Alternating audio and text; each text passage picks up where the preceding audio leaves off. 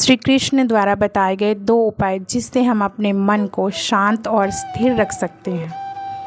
किसी भी चीज़ को समझने के लिए सबसे पहले मन को शांत रखना चाहिए और फिर काम पर ध्यान देना चाहिए, क्योंकि हम मन से ही प्रसन्नता को खोजते हैं और मन से ही जवाब देकर बैठ जाते हैं। भगवान श्री कृष्ण ने मन को शांत करने के लिए 2 उपाय बताए हैं। भगवत गीता में श्री कृष्ण कहते हैं, मन का बेचैन होना उसका स्वभाव है। हमारे मन को लगता है कि अगर वह अलग अलग बातों के बारे में सोचता रहेगा तो हमें आने वाली हर मुसीबत से बचा लेगा, पर ऐसा होता नहीं है। हम अपने जीवन का काफ़ी समय सोच विचार करके परेशान होने में ही निकाल देते हैं। भगवान श्री कृष्ण कहते हैं कि मन का यह स्वभाव बदलना मुश्किल ज़रूर है, असंभव नहीं। अच्छा, अब आप एक बात बताइए, क्या आप कौवे को कह सकते हैं कि वो काँव काँव करना छोड़ दे?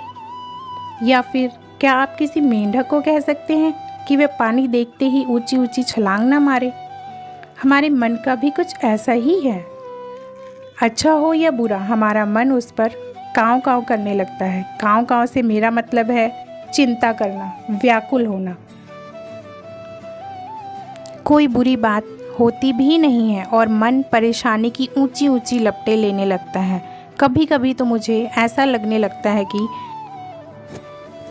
हम में से कई लोग सिर्फ परेशान होने के लिए ही जीते हैं। सारी परेशानी, सारी पीड़ा, दुविधा अक्सर हमारे मन की बनाई हुई कहानियाँ होती हैं।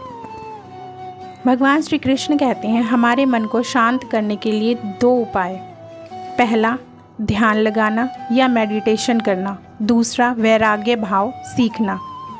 ध्यान या मेडिटेशन का नाम सुनते ही आप में से कई लोग कहेंगे कि आप आंख बंद कर सांसें अंदर बाहर नहीं ले सकते।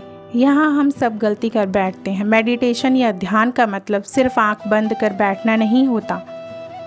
मेडिटेशन का मतलब होता है अपना पूरा ध्यान किसी चीज़ पर लगाना और उसे हटने नहीं देना। अगर आप रोटी बना रहे हैं तो सिर्फ उस पर ही ध्यान दीजिए। अगर आप पिक्चर देख रहे हैं तो अपना पूरा समय पिक्चर पर लगाइए। यह मत सोचिए कि आप पिक्चर देखकर आप अपना कितना कीमती समय बर्बाद कर रहे हैं। जब आप जीवन के हर छोटे बड़े काम पे ध्यान दे सकते हैं तो आपका जीवन ही एक मेडिटेशन बन जाता है। ऐसे जीवन में शांति, स्थिरता, साहस और सफलता होना अनिवार्य है। दूसरा उपाय है वैराग्य भाव। अब वैराग्य भाव का अर्थ ये नहीं है कि आप सब कुछ छोड़ छाड़ कर जंगल में जाके बैठ जाएं। वैराग्य का अर्थ है कि आप जो काम कर रहे हैं उसका क्या नतीजा, रिजल्ट निकलेगा, उसकी चिंता ना करें। जैसे अगर आप कोई इंटरव्यू दिया है, आप ये कर सकते हैं कि आप अपने अच्छे से तैयारी करें और अपना बेस्ट देकर आएँ।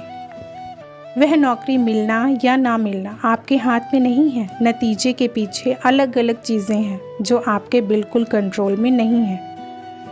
तो जिस चीज़ के बारे में आप कुछ नहीं कर सकते उसके बारे में चिंता भी ना करें। यही वैराग्य का सच्चा मतलब होता है। यही है श्री कृष्ण का दूसरा उपाय, मन को चिंता की लपटों से बचाने का। याद रखिए कि आप पूरे के पूरे इंसान हैं। समझदारी, संयम और कुशलता से भरे इंसान। आपका मन जब भी कौवे की तरह